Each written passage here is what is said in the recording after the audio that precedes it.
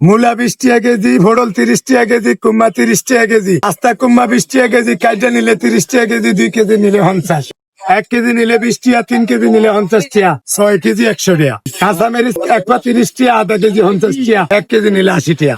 তাহলে কিনা হতো 70 টাকা। খুচরা নিলে বেয়ার বেশি, 1 কেজি নিলে বেয়ার কম। দুই ব্যাগের আগে মাল বেচাইতাম। তরকারি ওলার কিস্তি আছে, তরকারির দাম কমিয়ে দিছে। আমার এই চালুটা হয়েছে করতে নেই।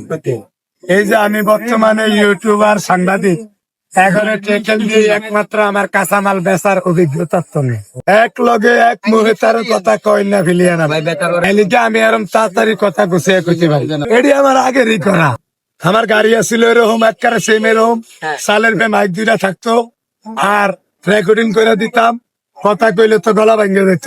এখন আমি এনে গিয়ে মাইক লিয়ে এলেছি বাইক চালামু, গরু 1 পিস শুনতে বাইক না খান। এটা আমি নিজে কিনতে চাইছি, এক ভাইয়ে কইছে দিব। হেলে কি আর আমার দিয়ে লাগে না। এটা মাত্র 2400। 2 একদিনের ভিতরে লই আমু, দোকানের ভিতরে হালে হচ্ছে না, হেডা তুমি ঠিক করবো। গরু 1 পিস দিয়া 14 বার লইয়া খান, গরু 1 পিস দিয়া 14 বার লইয়া খান, একজনের আরেকজনের সুযোগ করে দেন। ওইটা দেশে যেমন কাঁচামাল বেশি, এখানে ওইটা রেকর্ডিং সমস্যা নেই।